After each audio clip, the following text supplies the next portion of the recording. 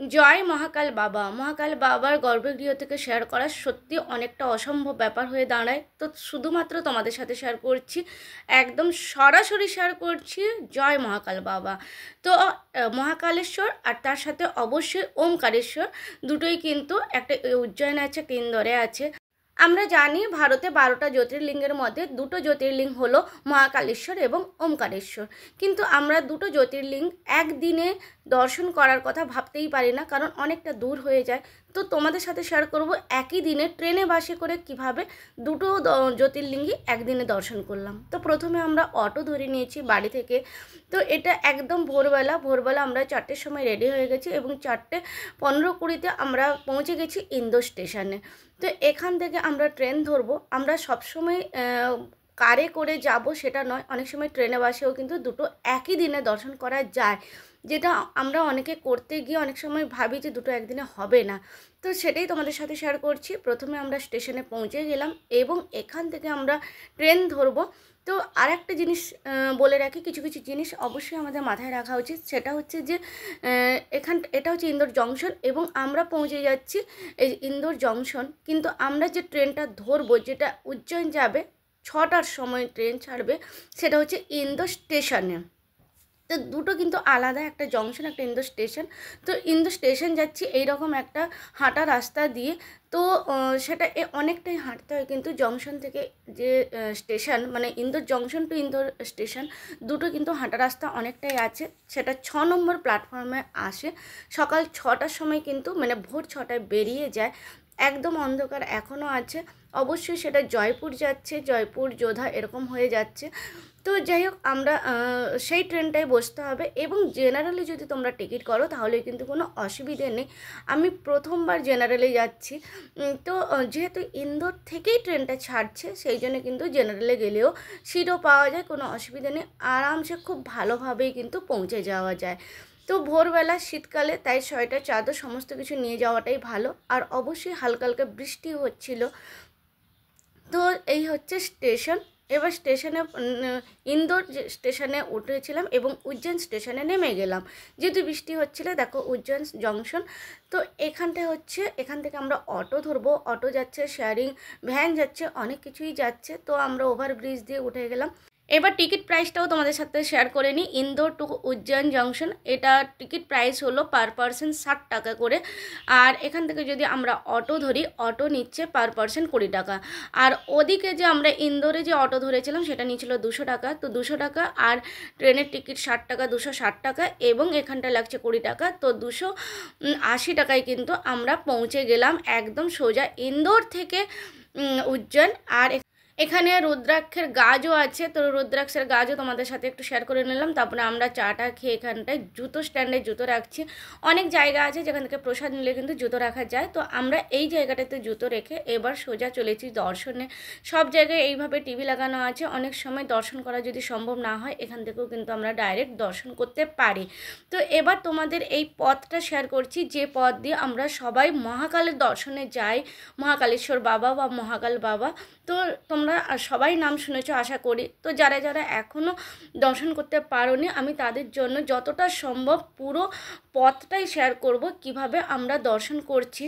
এই জায়গাটা রাত্রিবেলা খুব সুন্দর লাইটিং হয়, কিন্তু দিনের বেলাও খুব সুন্দরই থাকে।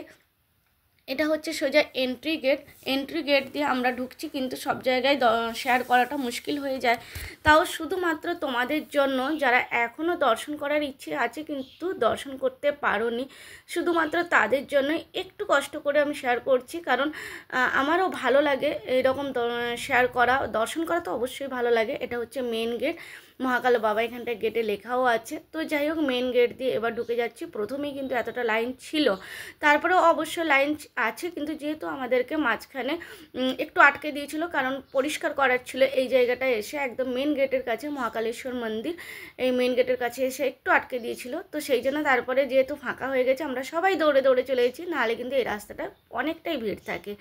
তো যাই হোক, আমরা আজকে ফাঁকায় চলে যেতে পেরেছি। আর মন্দিরের মধ্যে যে একটা আওয়াজ থাকে না, সেই আওয়াজটা একমাত্র মন্দিরেই ফিল করা যায়। হর হর মহাদেব বলে যে একটা ধ্বনি দিতে দিতে বেরিয়ে যাওয়া, তার সাথে মহাদেবের ধ্বনি, মানে মহাদেবের যতগুলো ধ্বনি আছে সবগুলো যখন দিতে দিতে বেরিয়ে যায়, পুরো মন্দিরে আওয়াজটা যখন ইকো হতে থাকে, সত্যিকারে যত মানে মনের পুরো শান্তি শান্তি। তো এই জিনিসটা ফিল করতে হলে অবশ্যই মন্দিরে আসতে হবে। তো যাই হোক, এই যে দর্শনের যে মার্গ বা পথ, এটা যে শেয়ার করছি, এটা কিন্তু সত্যিকারে সবাই শেয়ার করতে পারে না, কারণ এখানটা অ্যালাউ করে না। তো শুধুমাত্র তোমাদের জন্য একটু শেয়ার করছি যে মহাকালেশ্বর মন্দির লেখা আছে, একদম দৌড়ে দৌড়ে সবাই মিলে যাচ্ছি। যেহেতু ওই যে বললাম রাস্তাটা বন্ধ করে দিয়েছিল, এখন খুলে দিয়েছে অনেকক্ষণ পরে, তাই রাস্তাটা একদম ফাঁকা আছে, নাহলে কিন্তু এটা অনেকটাই ভিড় থাকে। এরপরে ভিড় হবে, তো ভিড় তো আমরা পরে পেয়েছি, কোথায় পেয়েছি সেটা অবশ্যই শেয়ার করব।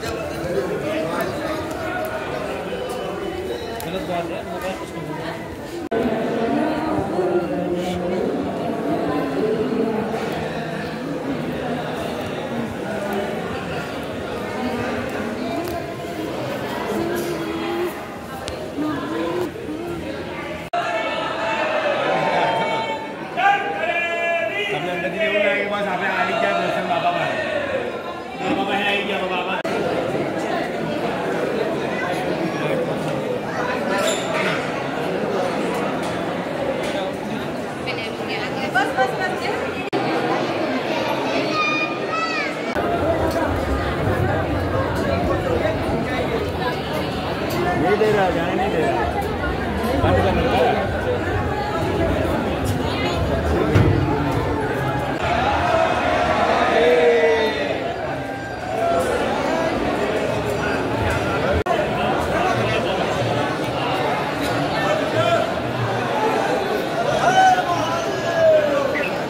मंदिर में भगवान जी को जय करेंगे, ठीक है। वहाँ जो पंडित जी लोग खड़े एकदम सीधा दिख रहा है, देखिए कोने में।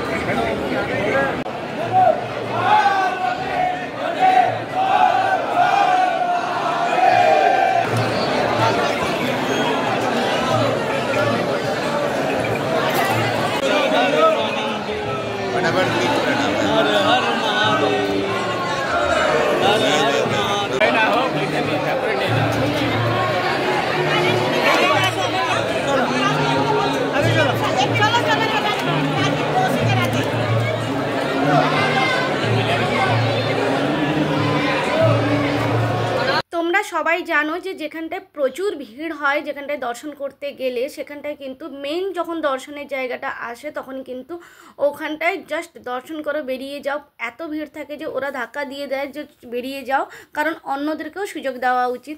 তো সেই জায়গাটায় দাঁড়িয়ে শুধু দর্শনই করা যায়, শেয়ার করা সম্ভব হয় না। কিন্তু আমি শুধুমাত্র তোমাদের জন্য একটু কষ্ট করে আমি শেয়ার করলাম। দেখতেই পেলে প্রচুর ভিড় ছিল এবং সরেও যেতে বলছিল এবং সরেও গেছি, তো তাও শেয়ার করলাম। আর আমরা 9টার মধ্যে কিন্তু দর্শন করে নিয়েছি, একদম সকাল সকাল, মানে ওখানটায় 6টায় ট্রেন ধরেছিলাম, তারপরে আমরা 1.5 ঘন্টায় 7:45 পৌঁছে গেলাম। 1.5 ঘন্টা বলতে 1 ঘন্টা 40-45 মিনিট লেগেছিল। তারপরে 7:45 আমরা উজ্জয়ন স্টেশনে নেমেছিলাম এবং সেখান থেকে তাড়াতাড়ি করে দর্শন করলাম। 9টার মধ্যে কিন্তু আমাদের দর্শন করা হয়ে গেল। এখানটায় অনেক কিছু দর্শন করার আছে, কিন্তু যেহেতু আমাদের মাথায় ছিল যে আমরা ওমকারেশ্বরও যাব, আর এখান থেকে অনেকটাই দূর ওমকারেশ্বর, যেখানটায় একদিনে ট্রেনে বাসে করে আমরা দুটো জায়গায় দর্শনের কথা অনেকেই ভাবতে পারি না। সেখানটায় যেহেতু আমরা ওইরকম একটা ভাবনা চিন্তা করছি, সেই জন্যই আমরা এখান থেকে যেগুলো দর্শন করার ছিল সেগুলো জলদি করে নিলাম, আর ওখান থেকে বেরিয়ে যাব এবার। এই সব জায়গাগুলো সত্যিকারে এখানটায় এলে দর্শন করতে গেলে অনেকটা টাইম নিয়ে আসতে হয়, নাহলে কিন্তু সবটা দর্শন করা যায় না। আর এগুলো রাত্রিবেলা হলে আরও লাইটিং হয়, আরও খুব সুন্দর লাগে। তবে সকালবেলা দর্শন করা মহাকাল বাবার, সেটা সত্যিকারে অনেকটা ভাগ্যের ব্যাপার, কারণ এত সকালে দর্শন করা হয়ে ওঠে না। এত দূর রাস্তা জার্নি করে এসে তারপরে দর্শন করে। হ্যাঁ, এখানটায় যারা থাকে, যেখানে হোটেলে স্টে করে, তারা কিন্তু দর্শন করতে পারবে, বাট আমাদের জন্য অনেকটা একটু মুশকিল হয়ে যায়। তো যাই হোক, এইটা পুরোটাই পরিক্রমা লাগালাম, এবং এরপরে এখান থেকে আমরা বেরিয়ে যাব, এবং কি করে এখান থেকে ওমকারেশ্বর অবধি পৌঁছাবো সেটাও তোমাদের সাথে শেয়ার করবো। এবং তারও একটা জার্নি, খুব অনেকটা গল্পের জার্নি আছে, যেটা তোমাদের সাথে শেয়ার করাটা উচিত বলে আমারও মনে হয়। এবং যারা একদিনে দুটো জায়গায় দর্শন করতে চাও, তাদের অবশ্যই এই গল্পটাও শোনা উচিত, কারণ অনেক কিছু আমরা সাবধানও হতে পারি এবং অনেক কিছু জানতে পারি। তো সেই জন্য গল্পটা আজকের ব্লগে অবশ্যই তোমাদের সাথে শেয়ার করা সম্ভব নয়, কারণ তাহলে ব্লগটা অনেক বড় হয়ে যাবে। এর জন্য পার্ট 2 অবশ্যই আনবো, পার্ট 2এও তোমাদের সাথে ওই স্টোরিটা শেয়ার করব। তো এখানটা এত সুন্দর জায়গা, সত্যিকারে এলে মনে হয় যে কমসে কম একটু বসে যাই। মানে এখানে লাড্ডু প্রসাদও পাওয়া যাচ্ছে, এখানে প্রাইস লেখা আছে 50 টাকা, 100 টাকা, 200 টাকা, এরকমভাবে প্রসাদের প্রাইসও লেখা আছে। এখান থেকেও প্রসাদ নেওয়া যেতে পারে, লাড্ডু প্রসাদ। আর এরপরে তো লাড্ডুর এটিএম মেশিনও আছে, যেটা তোমাদের সাথে শেয়ার করব, যেটা আমার কাছে প্রথমবার আমি দেখলাম। তো ভাবলাম এটাও তোমাদের সাথে অবশ্যই শেয়ার করা উচিত, কারণ আমি চেষ্টা করি যে একটু খুঁটিনাটি যতটা সম্ভব তোমাদের সাথে শেয়ার করা যায়। যদি তোমরা কেউ পরবর্তীকালে আসতে চাও, তাহলে অবশ্যই কিন্তু আমার ব্লগটা অনেকটাই তোমাদেরকে হেল্প করবে। আমি জানি যে অনেকেই কিন্তু এত ডিটেলসে শেয়ার করে, অনেকেই আছে, কিন্তু আমি আমার মতন করে অনেকটাই ডিটেলসে শেয়ার করার চেষ্টা করলাম কোথায় জুতো রাখা যায়। কারণ জুতো রাখতে গেলেও অনেক সময় অনেক জায়গা থাকে যেখানটায় তোমাদের মনে হতেই পারে যে না, এই জায়গাটায় আগে জুতো রাখাটা উচিত। কিন্তু তো এই জন্যই আমি এক একটা করে স্টেপ বাই স্টেপ প্রত্যেকটা কোন রাস্তা দিয়ে যেতে হবে, পুরো মার্ক, পুরো পথটা তোমাদের সাথে শেয়ার করলাম। আর অবশ্যই এই নদী তো অবশ্যই মানে বিখ্যাত নদী, তো সেই নদীটাও তোমাদের সাথে শেয়ার করার চেষ্টা করলাম। যদি তোমাদের ভালো লাগে আমার আজকের মহাকাল ব্লগ বা মহাকাল বাবার দর্শন, তাহলে অবশ্যই কিন্তু কমেন্টসে লিখে জানিও হর হর মহাদেব। অবশ্যই কমেন্টসে লেখো, আমি তোমাদের কমেন্টসের জন্য ওয়েট করছি।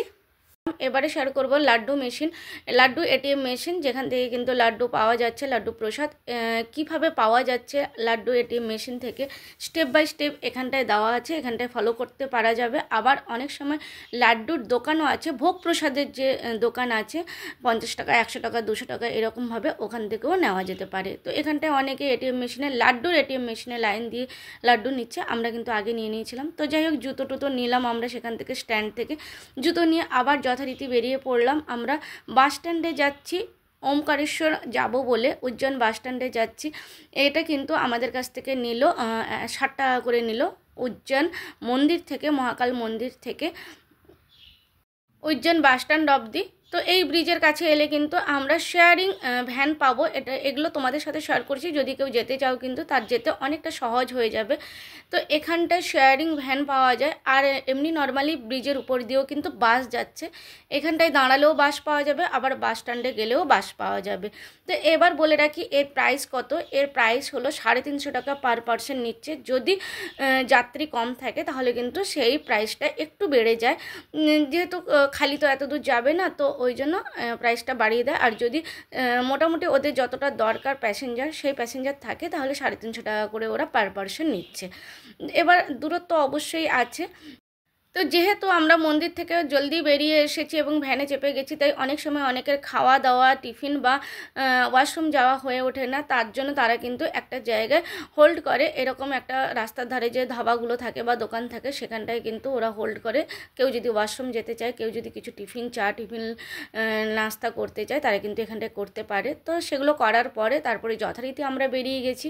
তবে ভ্যানে যাওয়া অনেকটা সুবিধেও আছে, আবার একটু অসুবিধেও আছে। অসুবিধে কিছু নয়, কিন্তু আমার যেটা মনে হয়েছিল সুবিধাটা হচ্ছে যে আজকে যখন আমরা যাচ্ছি, যেহেতু এয়ার এন্ডিং, তো প্রচুর ভিড় ছিল, মানে অত্যধিক ট্রাফিক ছিল রাস্তায়, কমসে কম 4-5 ঘন্টা 6 ঘন্টা করে দাঁড়িয়ে যেতে হচ্ছিলো, এত ট্রাফিক ছিল। সে জায়গায় কিন্তু একটা ভ্যান থাকলে তারা কিন্তু অনেকটা বিকল্প রাস্তা ধরে, যেখানে ছোট সরু জায়গা থাকলেও কিন্তু ভ্যান ছোট তো সেই জন্য ছোটো জায়গা সরু রাস্তা থাকলেও কিন্তু ভ্যানটা বেরিয়ে যেতে পারবে, কিন্তু বাস হলে সেটা বেরোতে পারবে না। তো ওই জন্য দেখো একদম জঙ্গলের মধ্য দিয়ে এই জায়গাগুলো শুনেছি যে এটা যে এখানটা নাকি মানে বাঘ বেরোয়, তো সাবধানে যাওয়া অনেকটাই ভালো। যেহেতু ট্রাফিক ছিল তাই আমাদেরকে এই শর্টকাট বা এই ঘোরা পথে নিয়ে যাচ্ছে। তো এবার ভালো দিকটা তো বললাম, এবার খারাপ দিক বলতে যেটা আমার পার্সোনালি মনে হয়েছে যে ভ্যানে গেলে হয়তো আমার কোথাও গিয়ে একটু ভয় করছিল, কারণ এত ঘন জঙ্গল, যেখানটা আর কেউ নেই সেখানটায় যাওয়া, যদিও বা ওদেরই শুধু গাড়ি ছিল, 10টা গাড়ি ওদেরই ছিল, তো সেখানটা আমার মনে হয়েছে যে এই জায়গাটা এতটাই শুনশান গভীর জঙ্গল, একটু ভয় লাগছিল আমার, যেটা হয়তো বাসে গেলে এই ভয়টা লাগতো না, কারণ বাস তো অনেক লোকজন আছে। তো ভ্যানটাতে একটু আমার ভয় করছিল, আর কোনো ব্যাপার নয়। কিন্তু ভ্যানে পরে দেখলাম সত্যি ভ্যানের যে ভাইয়া ছিল ভীষণই ভালো। আমার যে মানে ভয়ের ধারণাটা ভুল ছিল সেটা পরে বুঝলাম। তো যাই হোক, ভ্যানেও যেতে পারো, বাসেও যেতে পারো। যেহেতু আমি ভ্যানে গেছি তাই ভ্যানের প্রাইসটা বললাম, বাসে গেলে হয়তো বাসের প্রাইসটা বলতে পারতাম। খুব সুন্দর সিনারি, মানে চোখ মন প্রাণ সবটাই জুড়িয়ে যায়, এত সুন্দর জায়গা। আর আমরা সবাই মিলে চলেছি ভোলে বাবার দর্শন করতে ওমকারেশ্বর। ভোলে বাবা জয় জয় ভোলা মহেশ্বর।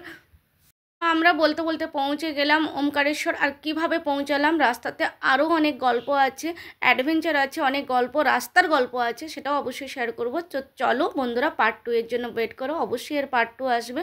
এরপরে নর্মদা নদীও এসে গেল। তো বন্ধুরা, কেমন লাগলো আমার আজকের ব্লগ? যদি ভালো লাগে অবশ্যই লাইক কমেন্ট শেয়ার করে দিও। আর সবাই বলো একবার হর হর মহাদেব, হর হর মহাদেব। একদম সত্যিকারের ভগবান ভোলা মহেশ্বর সবাইকে ভালো রাখুক। আর সবাই বলে যে নর্মদা নদীতে স্নান করলে নাকি যত পাপ আছে সব পাপ কিন্তু ক্ষয় হয়ে যায়। তো তাই নর্মদা নদীও তোমাদের সাথে শেয়ার করলাম। পার্ট 2 এ থাকবে আরও অনেক ইন্টারেস্টিং স্টোরি থাকবে, যেটা সত্যিকারের জানা দরকার আমার মনে হয় সবার। তো চলো আবার আসবো, সবাই ভালো থেকো, টাটা।